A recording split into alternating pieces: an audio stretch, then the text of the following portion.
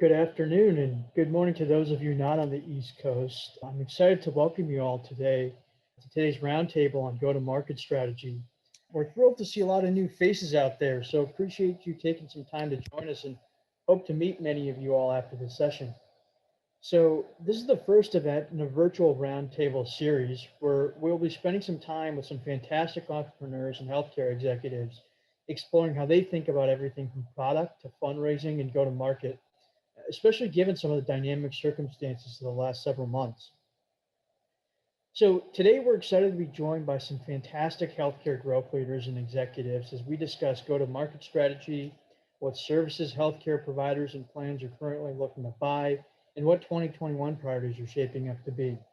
So, as part of this roundtable, we're very fortunate today to be joined by Naomi Allen. She's the CEO of Brightline and a successful entrepreneur who is a former chief growth officer at Livongo and a co-founder and former executive at Castlight Health. We have Peter McLennan. He's a former president of Teladoc, who has also led a number of leading health technology companies, including as CEO of Best Doctors and as president at both Allscripts and DV Motion. We also have Ikenna Okazi. He's the CEO of Flair Capital portfolio company Somatis and a physician executive who was previously a group vice president at DaVita Kidney Care and a former managing director at Advisor Board Company. We have Raj Shrestha. He's the CEO of Castell, an Intermountain healthcare company and COO of Intermountain Community-Based Care, where he oversees about $5 billion in P&L and operations. Raj was previously the senior vice president of Care Allies, a Cigna company where he oversaw a number of population health innovation efforts. We also have Puneet Soni. He's the CEO of Flair Capital portfolio company Suki and a product leader who was previously the chief product officer at Flipkart, India's largest digital commerce entity with over 100 million users and 80 million products. Puneet was also a former product executive at Google. And last but not least, we have Rachel Winokur. She's the CEO of Bright Healthcare, which is the largest care delivery and network management business at Bright Health. Rachel is an entrepreneurial growth leader who was previously also head of business development at Aetna Health Agent. So without further ado, I'm going to hand it off to our Flair Capital partners, Bill Geary, Michael Greeley, and Dan Gebremedhin to ask our panelists a few questions, starting with Bill. Puneet, McKenna, great to see you both. Thank you for being with us. Let's talk a little about generating leads and closing sales, something I know that's near and dear to both of you. We all know that many buying decisions are driven still through individual relationships. And so, Puneet, with all of the noise of digital inbound, you're focused, of course, on providers, everything that providers are fielding and going through. How do you rise above the noise today to get the right attention for important products like what Suki is doing? Yeah, thank you for that question. I think that, first of all, personal relationships always matter. And when you are a small startup, it is not possible for you to overnight create a lot of noise in the market that people will pay attention to you. So you have to start a little bit through your network and personal relationships and get it to a hold in the market. But once you do that, then I have found, at least in my experience, that a combination of accurately timed PR and content that you create that actually puts you up as a fresh market leader or somebody who actually has a point of view on the market is very critical. I think that it depends a little bit on the product that you're selling. If your product does not require very significant, for example, EMR integrations, and it's more general purpose, then going out and doing SEO or digital marketing and trying to optimize and get inbound leads might be okay, especially if you're attacking SMB and something, which is groups and smaller stages. But if you actually have a product that has a layer of filter on top of the inbounds that are coming in, all the inbounds I get, I'm going to overlay that with the ones that have the right EMRs that I can integrate with. I do not think that digital marketing and some of the other kind of spray and pray methods or even targeting general segments is going to really work. Then you go for large enterprises, and when you go for large enterprises, then a combination of personal relationships, good investors who actually have an early seed network that you can tap into, content and PR, those are the ways that we actually get them. And then when you get that to a hold, then the best marketing and best acquisition of new sales is good reference sites that you create when you actually serve your customers. That's great. Ikenna, how about from the payer perspective? What are your thoughts there as to how best to differentiate your solution? Thanks for the question, Bill. I think first it's important to figure out what the biggest pain points are that the payer has. So it could be on the revenue side, it could be on the cost side, it could be on the member or the network experience side, but whatever is a key flashpoint for your payer as a customer is what you'd want to really overinvest in terms of designing your product or your solution. And then I think it's important to make it as turnkey as possible. So the lighter the lift, the better in terms of pricing, data exchange, proposals, deal terms, anything that you can do to make it really quick for the health plan to say yes or just get past no. And that's probably true for any customer. And I think if we were the customers, that's probably what we would want at the same time, just putting ourselves in their shoes. And then I think it's important to price to yield a strong ROI for payers. And depending on which payer you talk to, it could be 2.5 or 3 to 1 or higher.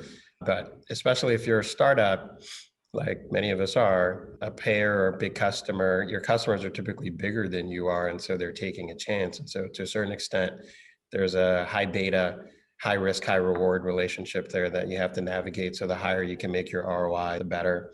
And then finally, I would just say be as authentic as possible. I think people value when you say, what you really are capable of doing when you're capable of doing it, as opposed to getting too far ahead of your skis in terms of marketing capabilities. That's great. I'm happy to have Kenna, you stay. Puneet, just for a second, we're gonna send you back to the waiting room, and we're gonna bring Peter back, Peter McLennan. And as Peter's coming back, Kenna, next question for you in the area of implementations and go lives. Somatis has a complex but not atypical model that relies on people, process, technology innovation. The onboarding is deep with respect to the processes of the customers to whom you're selling. So what does that look like for you in the context of the pandemic, and how has that changed implementations and go lives? Yeah, look, some things are the same and then some things have changed. So we've always had a 60 to 90 day implementation process, and that's still the same. So it takes us 60 to 90 days comfortably. We can do it in about half that time, but typically it takes 60 to 90 days. We've always said it's important to have key functional alignment between our team and the health plan team. And so we'll get work groups together that focus on clinical and care management workflows, IT and data exchange, network management and operations. And so we'll have those teams, and then our health plan customers will have sort of the mirror image of those teams. And then we'll work through a specific cadence of activities associated with those particular tasks in each work group. And that works well. So it's very structured and it's very simple, and it can be replicated in any state across the country. We've always designed it to be a model that can scale in that way.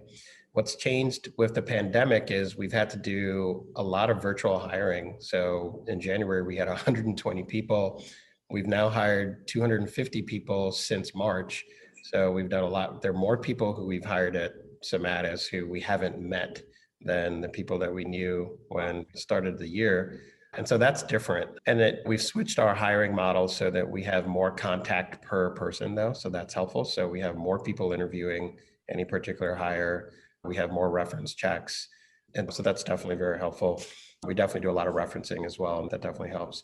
Another thing that's different is that we have a virtual onboarding process, and that we didn't have. So before the pandemic, all the new hires would come together roughly every 2 weeks to 4 weeks, and we'd meet everyone and we do training sessions. Now we have more frequent sessions, and they're all virtual. And we've had to essentially go deeper into content to ensure that folks are getting the right training, the right onboarding that's role specific. The virtual model actually allows us to do more of that training at a lower cost and with less sort of logistical support needed to transport people back and forth. We've also added competency checks, which is something we didn't do before for most of our field team. It's just helpful since we're hiring a lot of people over Zoom. It's helpful just to get to know them even better and to go through attestations and competency checks. So some things are the same, but some things are different, and we're adapting. And as we think many other folks are adapting as well. Peter, quick 1-minute comment from you. You've obviously seen a lot of successful implementations over many companies, small and large. What are some of the pitfalls quickly that companies should avoid? I think the number one thing is get out in front of it. So if you think about implementing something in an enterprise health system, it's a new release, there's going to be some challenges. Letting that client know transparently what they are so that when they do go live and they start hearing that feedback that, hey, maybe the software is not doing it exactly as I would expect, those client advocates of yours already say, hey, we know that, we're already working with the vendor on that. So I echo the earlier speaker, be authentic and get out in front of it. That's great. In my final section here of my piece, let's bring back Naomi and Puneet. Thanks so much, Ikenna. Thank you, Peter. We'll reconnect with you in a bit. Thank you, Naomi. Puneet, let's talk about customer success quickly. So Naomi, you've obviously seen some impressive product growth, certainly in your Livongo days, and now obviously CEO of a startup, Brightline. You've scaled industry-defining products. So what are the signals that you've found with respect to product market fit? We all talk about product market fit, but what does it mean to you? Yeah, I think first of all, there's organic pull, right? And there's a few ways that you can see if you're getting pull from the market with your offering. So there's the mechanics of your sales motion, and what you're looking for there are improvement in ratios, right? So how many of your deals are actually moving from early stage to late stage? How many of those are closing? Your marketing qualified leads, your sales qualified leads, are the ratios moving in the right direction? And that means that the way you're positioning the product and the actual product offering has a good product market fit. There's a lot of also, I would say, less mechanical ways to think about evaluating product market fit. And I always smile, the late and wonderful Sean Levitt, early days when we were at Castlight, he was really one of our earliest champions. And he was so passionate about the idea of bringing transparency to the market that he took me into a Cigna client advisory board meeting. And so Cigna held their CAB meeting and all the employers stayed after for about 2 to 3 hours. And I had a chance to pitch to the entire Cigna CAB, and many of those folks went on to be some of our earliest customers. And that was interesting, not just because Sean was bold, but really because we had an employer advocate really helping us to build our earliest customers. And so that idea of an employer or a health plan helping to advocate to bring new customers to you, I think is also a really important signal for product market fit. And then the other thing is you'll just hear qualitatively reactions in meetings. What's been delightful for us at Brightline is we'll get 2 to 3 minutes into telling the Brightline story, and the people we're speaking to start telling us their stories, which is just remarkable. So they'll tell us, yes, my kid had anxiety, or we've been really struggling with our teenager having depression. We've been looking for solutions like Brightline. And so there's the mechanics of how you evaluate product market fit. And then there's all that qualitative stuff that you need to look for as well. That's great. Puneet, in our final 2 minutes of this section, you certainly have a great expertise in product market fit over many companies, and you're in the middle of that, if not in the later stages of that, certainly with regard to Suki. So how do you keep your fingers on the pulse of your customers and their needs and ensuring you've got product market fit as that has evolved for providers? Yeah, that's a very good question. I think the key thing is to build enough systems in place that organically create these data points for you. So for example, at a higher level, you probably do something like have an advisory board where you talk to some of the key customers regularly and ask them how their experiences and get feedback on upcoming features and move the product along. But then you can move that to, we have a daily session within Suki, literally every single day, where the entire company comes together and we just look at the customer feedback of the day very briefly together. And somebody will either play a recording or play a particular or put up a particular quote from a particular customer every day in the debrief that we do. So that's another way. The other thing we do is we have integrated a lot of our product signals into dashboards that we can fire up and look at all the time. And for example, at any point of time, we know what the usage pattern is in a particular health system, which specialties are going up and down. We can actually see which features are being used, how much. A lot of people have been asking for a particular thing, but then when you notice that certain specialties are completely ignoring it, is that because they don't know about it, or is it because they know about it, but it actually isn't useful? So building a lot of organic product signals, just like you would do in a consumer product, and exposing them is critical. And then finally, we take a lot of these signals and actually put them into Slack.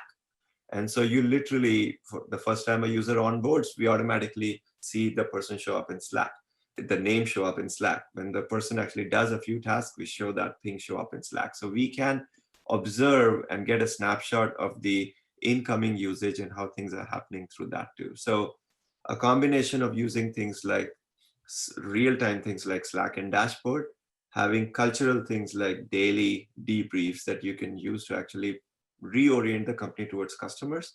And then finally, making sure you have structured things like advisory boards that you can throw new features at and get feedback on existing features. Those are some of the ways you can get customer feedback. That's fantastic. Super insightful. I'm now excited to turn it over to my partner, Michael. So we'll spotlight him and Raj of Intermountain, and they'll talk about the buyer perspective. Michael, over to you. Thank you so much, Bill. As Bill mentioned, we're going to turn now to the buyer's perspective. A nice compliment to the conversation we just heard. And I'm thrilled to invite my dear friend Raj to the stage. Hey, Michael. Great to see you again, as always. I'm just going to jump right into it. The first portion of this conversation is really the buy versus build discussion. You obviously sit in an enormously well-resourced sandbox. And so as you think about solutions or needs that you're trying to incorporate into your overall offerings, how are you weighing internal resources versus what you might find in the market? Just what is your mindset around that decision?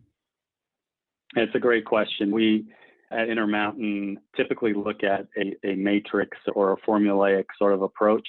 If there's an opportunity to do it ourselves, we have to go through a number of thresholds and hoops to make sure that's the appropriate mechanism.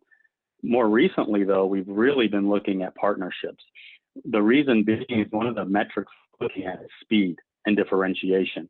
And if speed and differentiation are there from a partnership perspective, that's going to orient and lead us towards trying to do something with a vendor partner. We're also looking at mutual value creation. So not only is this an opportunity for a vendor partner to come in and create some learnings and opportunities for themselves in the market, but for us and a potential co-creation opportunity as well. So we've really reoriented how we look at build versus buy/partner. And the two main things I would say, organizations can come to us, showcase speed, agility, and differentiating value proposition. It's a winner to get to the table to have a dialogue about partnership. Yeah, and you obviously at Intermountain have the good fortune of having a robust investment platform as well alongside. And so how do you think about marrying the commercial opportunities to partner with an early stage company and the investment opportunity? Do those tend to be coupled? Can they necessarily be uncoupled? It's a great question, Michael. We look at it in three buckets. There's a true sort of vendor partnership opportunity. We will engage in those, but we see that as less on the value creation sort of paradigm. You move over to bucket two, that's really around, do we have an opportunity to co-invest and really align incentives in the market and align how the product is going to fit at Intermountain and derive those results together. And then the third bucket, is there a potential commercialization opportunity together, creating sort of net new product or spinning out a different sort of concept? We've got engagements on all three of those parameters. We'd love to get upstream and get towards bucket three a little bit more, but we're looking for the right partners to do that. So it is a little non-traditional, Michael, but I think the market is gonna start to orient that way.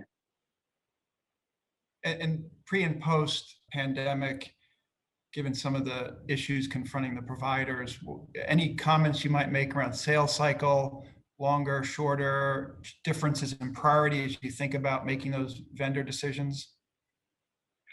Yes, some things have a longer tail now. Obviously, large organizations are looking at discretionary expenses. That said, there's been a number of partnerships that we've accelerated because we see future value, and that sales cycle has gone down by 2 to 3x, meaning we've implemented, made a decision much quicker, got to pilots and milestones much quicker as well. So you'll see a little bit of both in the market as people pull back a little bit. I think going into 21, that middle of 21, you'll start to see normalization around some of the vendor contract relationships.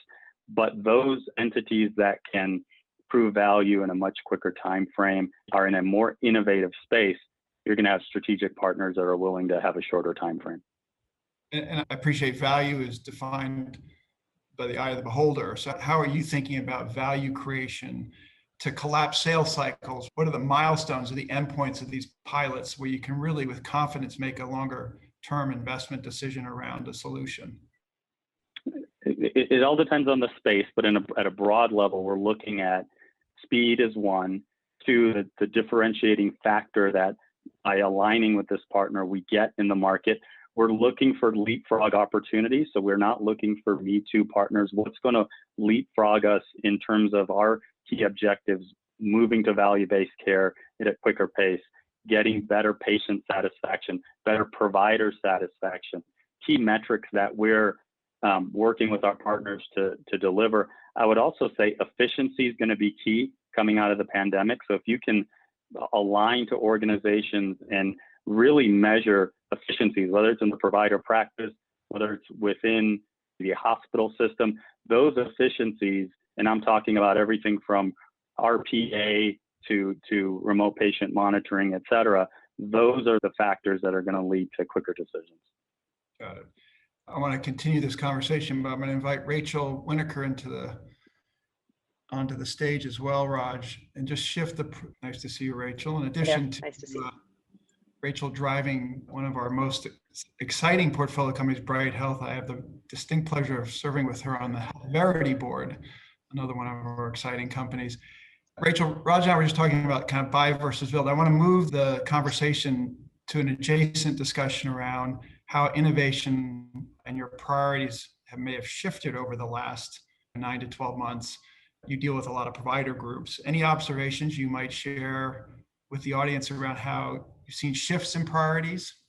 Yeah, and I think provider groups, there's a pretty broad swath. So what we're seeing in the market with respect to hospital systems and facility-based organizations is very different from what we're seeing with organizations that are provider, largely primary care led. So let me tackle each of them separately. I think on the facility side, obviously we've all seen the implications, and Raj, I'd be curious, obviously, as you contribute here, but obviously Intermountain as a large integrated delivery system, particularly across the country, there are certainly bed shortages. There's obviously the acuteness of what was felt both financially, but also clinically when COVID hit. And I think we're seeing that next wave coming through. That's really created some challenges for the systems, obviously, but where we've been able to step in has been in the opportunity to make their lives easier, to make dealing with a health plan, dealing as a network component much easier. And that means reducing administrative burden. It means actually it's less about getting new patients in the door, which was historically a key driver of value that Bright Health brought. And now it's really around making sure we're helping manage the patients so that they're actually getting the patients that need to be there. And we're helping manage kind of the non or less acute activities and partnering with them to really help them manage their throughput, so to speak. That's very different from the provider side and we may get a little bit more to this later, but primary care physicians are seeing the haves and the have-nots, right? The quick move to telemedicine is obviously one that I think we've all observed, but there the real need is how do I get more patients? Because my patient reimbursement is going to be lower now, even though I'm being reimbursed for televisits, it's not at the same level and I'm not getting all the ancillary reimbursements that come along with that from a coding perspective. Also, I'm seeing that people are making a lot of money from cap payments. Why can't I do that? So there's a real shift from fee for service to value. And that's where we've stepped in pretty significantly in a couple of key markets as we've enabled a lot of these providers with the tools and services. It's enough to say, hey, here's a contract, but then how do you ultimately perform in that contract? And that's the breadth of what we've seen a huge demand for from those providers. Raj, you agree with that direction? Yeah, 100%. With Castell, we're working with a lot of independent providers, and this shift to looking at, wow, capitation would have really saved us rather than taking a 50% haircut on fee-for-service volume. If we were in cap contracts, we could have been much better off coming out of this. And you start to see more providers asking about that, independent providers saying, get me the risk contract, get me the tools to transform my practice, get me the technology to be able to manage risk effectively, get me a wraparound services like telehealth, like potentially hospital at home, et cetera. And then with direct contracting coming into play, you're going to see more of this accelerated to a certain degree. And again, we're trying to get into the head of the buyer. What's your advice to the audience, the entrepreneurs in the audience who are fearful of pilot hell, the COVID distractions? How do they navigate that?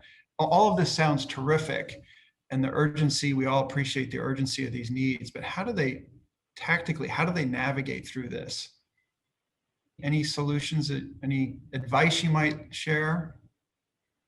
Yeah, I can start, Michael. When we think about pilots, it is almost a dirty word when you're talking to partners, and we've tried to orient away from that. I do think there's an opportunity post coming out of COVID for the acceleration of innovation, and that's going to require really looking at, for large organizations like ourselves, to throw away the old pilot concepts like we've done over the last couple of months and look at milestones. So let's get in an engagement. Let's look at key milestones. The advice to organizations, though, is you're going to have to be able to measure a lot of those milestones as well. The large organizations may put a few resources, a few analytics around it, but if you can showcase that value around provider, patient satisfaction, efficiency, et cetera, that's really going to help the relationship and accelerate those milestones. But I do think that you will start to see more of that coming out of the pandemic. Yeah, I think I completely agree. And one thing I might add as well is the ease in which these pilots or these kind of early customers can actually be turned on, and reducing the requirement and the burden on the organization are going to be extraordinarily helpful in opening the door. Right now, customers are not looking for an extra burden on their plate. And so the idea of being able to actually achieve results with minimal investment is really helpful and opens doors. And Rachel, is there anything in particular over the next 24 months in a sort of a post-COVID environment that becomes an even more urgent priority? I think some of the things that we're seeing now are just going to they're not going away. So I think that the use of technology and technology enablement across the board, whether it's on the care delivery side or whether it's on the administrative side, is really important. I think people are used to now being able to do things in a manner that is going to continue. And so automating things is really important. I do think the financial pressures that organizations are seeing, we're seeing right sizing across the board. And I think it's going to be some time before the organizations sort of staff up again, because there's just a lot of uncertainty around when this ends and how it ends. And so I think ultimately there's going to be continued price and cost pressure, continued pressure on achieving outcomes and doing it in an efficient way, which technology enables. And my view is that we really also have to really embrace virtual care. Yeah. And Raj, if I took your 2019 IT budget and looked at your 2022 IT budget, how would those lists differ in priority? Yeah, the notion of looking at discretionary spend obviously is going to hit that. We were looking at 20. Coming out of that, going into 21 and 22, I think you'll see a rebalancing. And I would say from a sort of capital and operating expense perspective, we expect to at par, if not greater, because we recognize the importance. So that's one. Two, the focus really now is around what are the best tools to deploy to take care of our patients in a risk environment. We're seeing not a lot of innovation in the remote patient monitoring space. We really would love to partner with somebody and invest dollars if there's differentiated value there. I think the second is really around automation within our system, and also automation to help affiliates with the operating expense. One thing that's going to be a focus, even if sort of these IT budgets go back to par, is a deep focus on reducing operating expense or keeping operating expense where it is today and not reverting back. So looking at that as a second piece. And I would say the third continues to be advanced analytics. So there's a lot of analytical sort of organizations out there.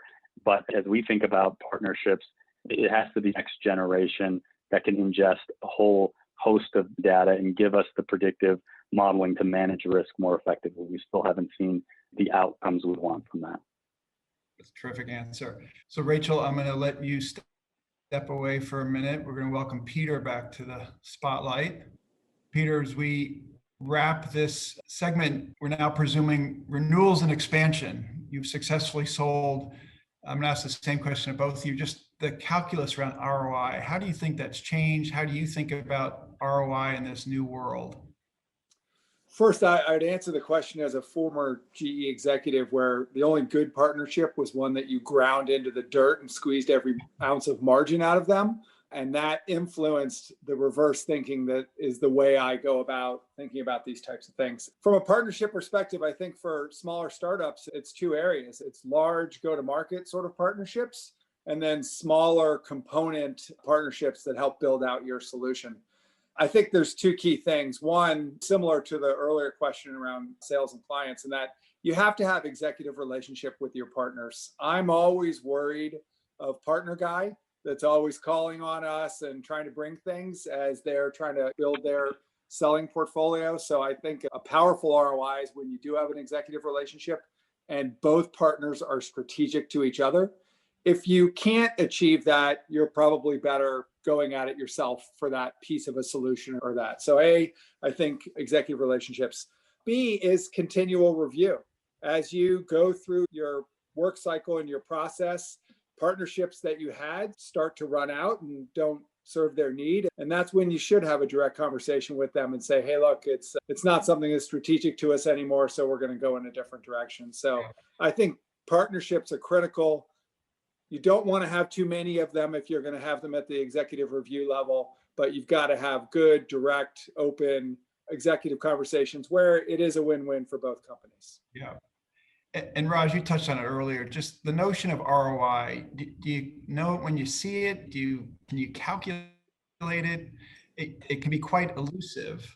How are you thinking about that calculus for ROI?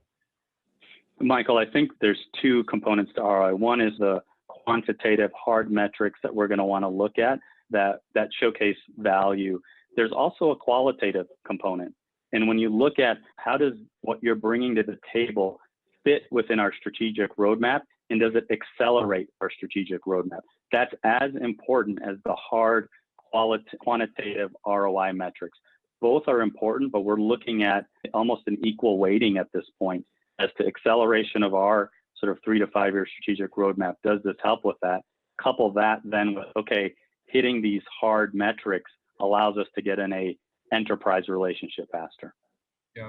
I'll make one observation, which I think is on the minds of a lot of the entrepreneurs on the call. There's a misalignment on the timing of their fundraising cycle, which tends to be every 15 plus or minus months, and getting their clients the ability to calculate these ROIs.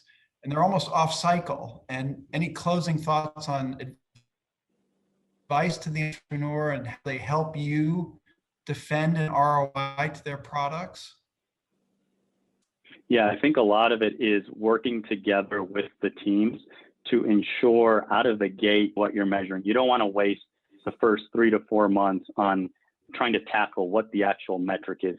Identify that metric up front and be laser focused on achieving that metric. I think that is key. Most organizations, if they don't understand what that particular ROI, will lean on the partner. So I would be proactive. That's why, as we heard throughout this presentation, the thread of relationships. Get with the folks that can put the ROI, the team together to help you manage the ROIs effectively, and then have the decision-making power. So it would be proactive management concurrently with the organization on those specific metrics. Peter, any thoughts on that? Yeah, I think ROI is critical. If you're not focusing on ROI, somebody else is. In healthcare now, you can't really bring things to market just because they're cool and fun. They've got to have hard, tangible ROIs. So whether it's a hospital, a health plan, any of the areas, you should start early. I agree. Make sure you have the right measurement criteria and have it front and center all the way through, because you don't want to talk about it when it's too late. Got it. All right, with that, Peter, you and I we're getting the hook. You and I step away. Raj, enjoy your conversation with Dan. I'm pleased to welcome Dan Gebremedhin, my partner, to the stage.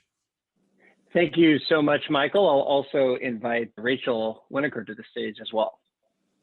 Thank you, Raj. We'll continue the conversation. And in our last section, we'll talk a little bit about some predictions and how do we think about the future in 3 major areas. We'll talk a little bit about innovation.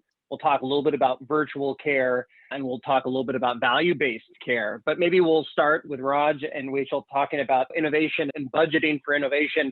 The last 12 months have been a roller coaster, right, for everyone in the healthcare sector, but in particular for providers as well as for payers. And it is almost crazy to think about planning for next year when we're still trying to figure out what's happening this month with rolling shutdowns and the pandemic, unfortunately, raging worse than it's ever been before. Raj, I might start with you and thinking about the roller coaster that providers have been on You talked a little bit earlier today in regards to the cash cycle and their budgets and so much that they've had to go through. How are providers thinking about the future? Are they still trying to cope with what's happening with coronavirus, or are they actually making investments into budgets? And maybe talk a little about the providers that Castell works with, and then maybe talk about Castell as a whole. Yeah, so providers that Castell works with, a lot of the independents continue to be hurting, right? And so they're looking for opportunities related to risk contracts and then how to manage the risk, as I mentioned earlier. So what we're trying to do within Castell to try to help them is to deploy tool sets, products, resources, et cetera, to help them manage risk. And that's going to be even more important. I think providers recognize fee-for-service still has a place, but it's going to become less important. So what are the tools and services that can effectively transition providers to managing risk? And organizations across the country are not only looking to provide these tools and resources, but in a certain extent, looking to build upon that. And when we think about the tool sets we're looking at, they're not just virtual care. There's more of an emphasis on how do you take care of people upstream in the home. And I think that's going to be some of the benefit of COVID we're already seeing is an acceleration into the home. And that's where a lot of the focus with Castell is right now. Yeah, no, it's a great point, Raj. And I think oftentimes investors from outside of healthcare talk a little bit about all of the quote unquote opportunities that COVID has created. But as you importantly point out, home health, virtual care, these things have always been there, but there's been a real rapid acceleration and adoption that has brought about this new environment. Rachel, maybe transitioning, thinking about the payer landscape a little bit. And I know Bright Health is a payer, but also works closely with providers who are taking on risk. How has Bright started to think about budgeting for innovation? Are you guys still very focused on holding down the fort now, but are you guys actually starting to make some strategic bets for the years to come?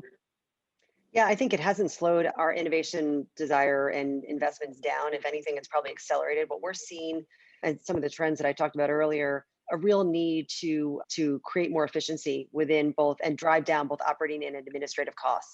And maybe not counterintuitive, but investments obviously will do that. So for us, it's investing in the underlying data platforms and architecture. It's investing, as Raj kind of talked about earlier, analytics is really important for us, not just to identify those patients, but obviously to help get them moved in appropriately, and then to make the process that much more efficient from a plan perspective. Obviously that drives profitability, but it allows us to more effectively scale up the markets. The last thing I'd say is we're seeing a significant increase in market demand this year. And that's, I think, because of some of the shifts that we're seeing in terms of employer coverage, as well as just truthfully, the financial challenges that a lot of folks are having. There's both kind of physical health issues, but also economic health issues. And that's driving people into low-cost exchange-based plans, for which we in our markets are generally the leading low-cost plan.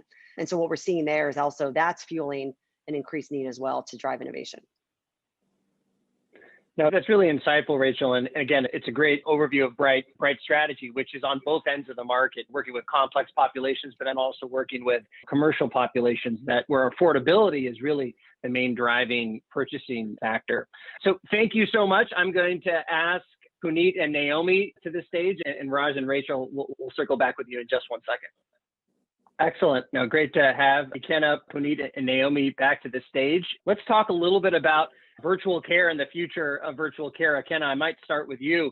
Because Somatis has been in the field, you guys have had to move to a predominantly virtual model to enable care for populations struggling with kidney care. Maybe talk a little bit about how that process has been, and then start to think about the future. Hopefully we can imagine a future where we're not all struggling with the coronavirus pandemic.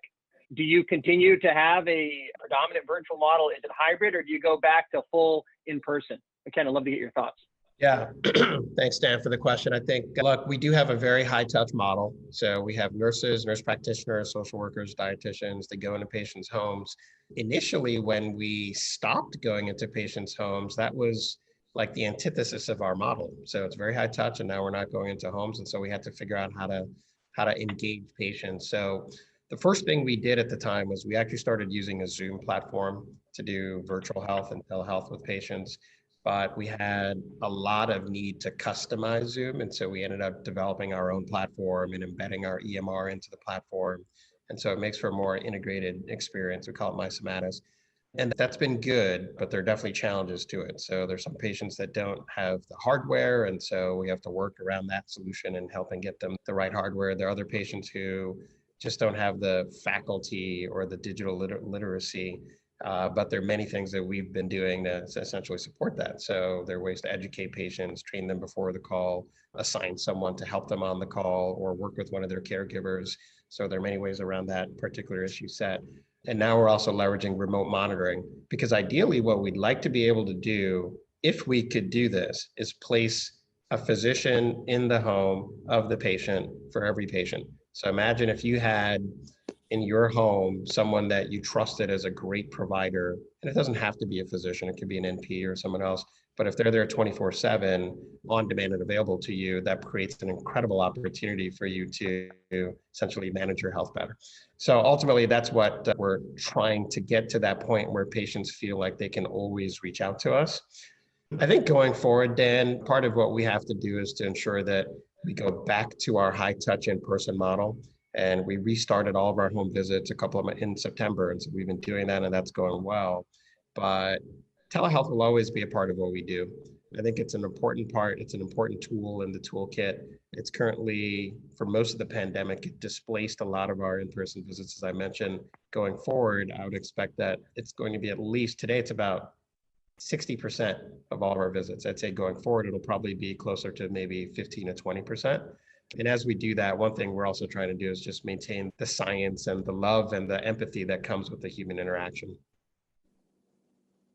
No, it's such a great overview, Ikenna. And again, I think for some operators who don't come from healthcare, the care model that you described, it sounds so natural. You would imagine that already existed, but it doesn't exist, right? And you guys are out market by market delivering world-class care to these populations. And so I think that they're so appreciative of it in this such a difficult time. So great overview there. Naomi, I wanted to transition to you and talk a little bit about Brightline, which actually started with a model that was centered around physical clinics, but you've now started to build out a virtual care platform. Curious, talk us through that thought process. Was that in a response to the pandemic? Was that a temporary adjustment, or do you really see that as the future of the company? I think the great news for us, very fortunately, is we had always been developing a hybrid care delivery platform. So the original idea behind Brightline was really a multidisciplinary, high quality care in physical locations for kids, but using technology and a virtual care platform to engage parents in the care journey. So for pediatric behavioral health, it's really a dyadic care model. So kids don't get better unless parents and caregivers are involved. And we'd always planned for that hybrid approach. And so what was very fortunate for us is when it became evident that this was not the right year to launch a physical clinic-based business, we took all of our evidence-based protocols and we refactored them for safe and effective telehealth delivery. So now we're serving families using virtual care as our primary mechanism. I think for us, we really believe that for many kids, the best approach to care is actually hybrid. So certain types of assessments, certain types of conditions, certain things are best done in person. And yet for many things, virtual care is very effective. And we're starting to see quite a bit of data coming back now that tells us that families really actually love telehealth and virtual care delivery for many behavioral health conditions and needs. It's more convenient.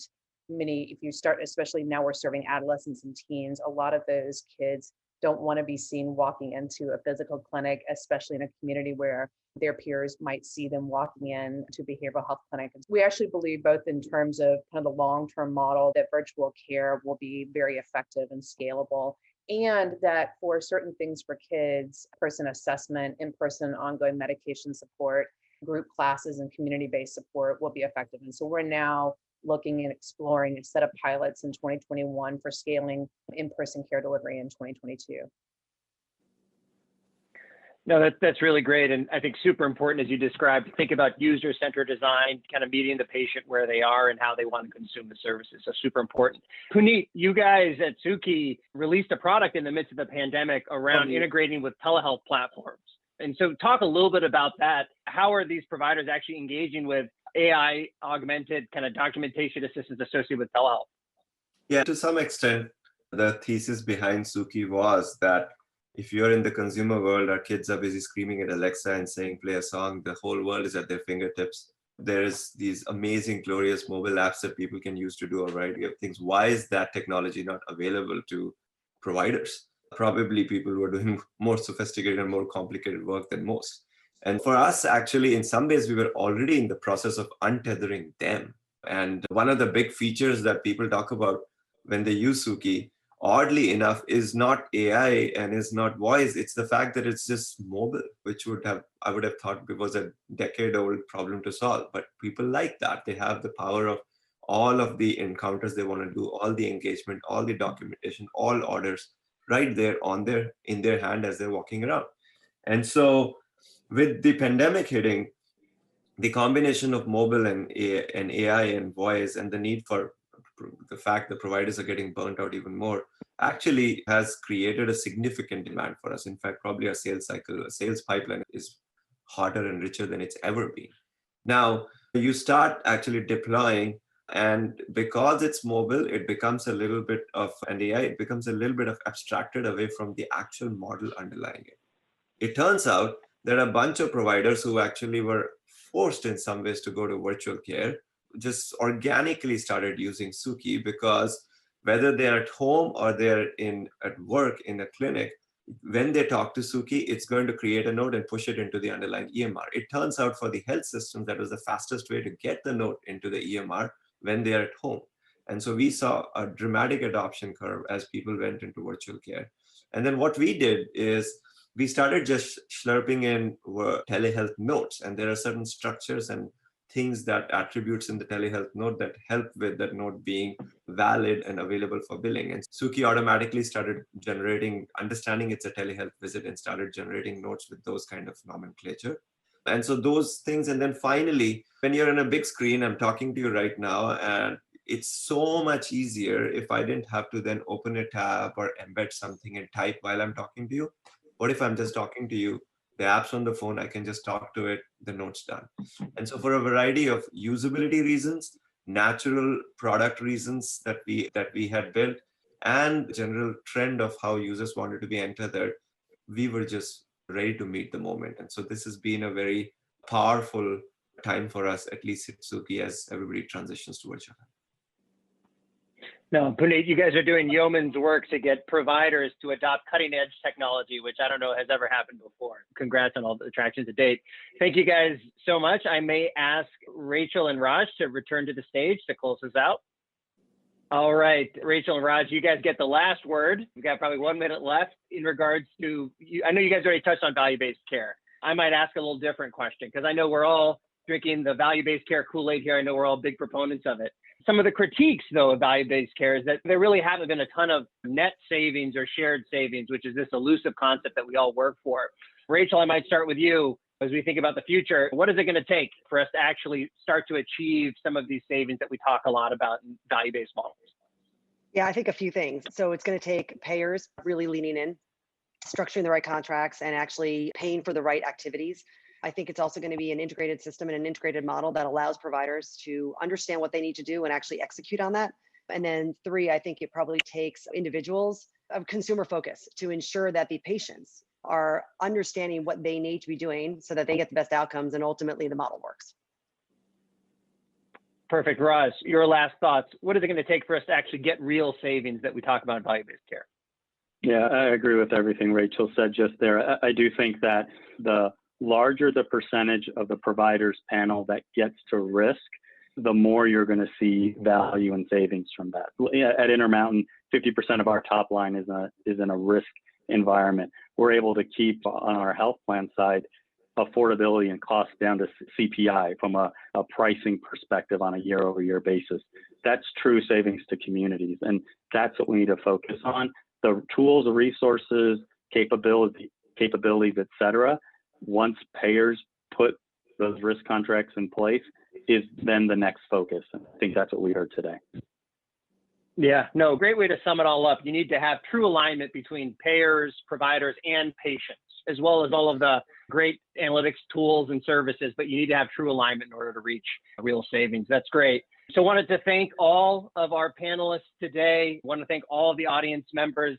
You know, we're at a challenging time for our country and our healthcare system, but it's really inspiring to have all of the entrepreneurs and the operators that we've highlighted today who are committed to help deliver world-class healthcare to millions of patients who are extremely deserving. And it gets us all, really excited and pumped up to continue this work. So thank you, everyone. Let's continue the conversation online. Really appreciate you being with us here today. Thank you.